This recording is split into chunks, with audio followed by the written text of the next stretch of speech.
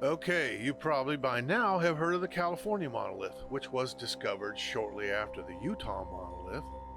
It was discovered by the BLM who was flying around, saw something shiny on the ground. Actually, that's not what happened. That's just me being stupid. That'll happen a lot. It was found in Atascadero in San Obispo County, and it's quite easy to find.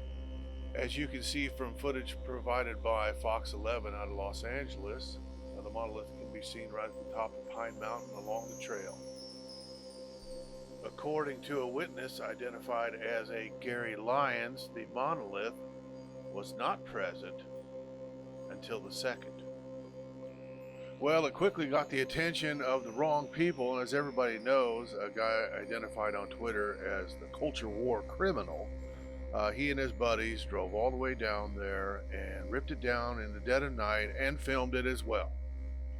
So you got one group who worships the earth taking down the Utah monolith, and you've got another group who worships Christ and Trump maybe, and they didn't like that monolith either. So I find that kind of funny and weird. Either way, it looks like several groups are using the Monolith Hysteria for their own publicity and their own causes.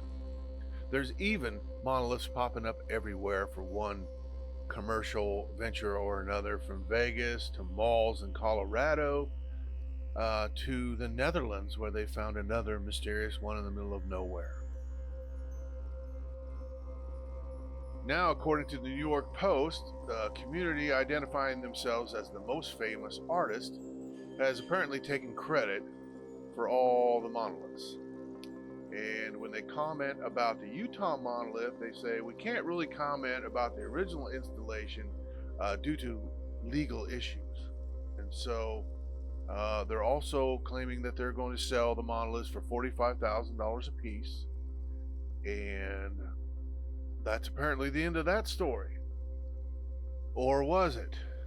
According to the New York Post, the article also mentioned that a posting from the most famous artist mentioned another monolith near Joshua Tree National Park. So I guess we're going to have another one that's going to pop up, and we're going to have to talk about it, blah, blah, blah, blah, blah.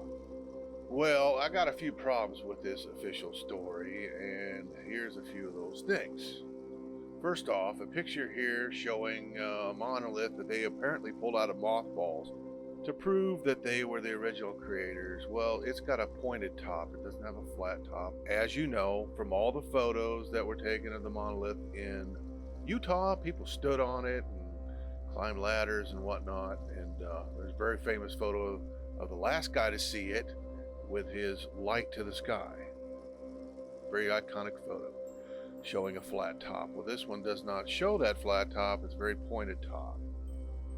And secondly, and probably the most important part, 4 years, 4 long years of no attention at all, just to do a publicity stunt to sell these monoliths at $45,000 a piece. I know it's a pretty penny, and I know they're probably responsible for jumping on the monolith construction in California, and now we have heard about Joshua Tree. And now we're supposed to believe that these guys stationed in Santa Fe, New Mexico, took it all the way out here for nobody for 4 years. It does make a certain amount of sense. They definitely have the equipment to do it and the personnel. However, unless these guys can come up with some type of posting referencing the Utah monolith from years ago, these guys just might be full of shit. This is poop, so don't eat it. I did eventually find a reference to an artist that would leave their work for a long time, if not indefinitely, in a Vox article. The report referenced a performance artist by the name of Zardulu, who indicated that basically she's a professional hoaxer who creates myths and fantasies, with leaving her artwork in places perhaps to never be discovered. In the article, Zardulu indicates that she was active in 2015 in Utah, but she does not claim credit for the monolith. So, where does that leave us? Well, pretty much where we were a few days ago. We've solved a lot of monolith mysteries, but still, a lot of the bigger mysteries remain. We'll probably never find out. This has been another fruitless 5 minutes from the Deeper Dig.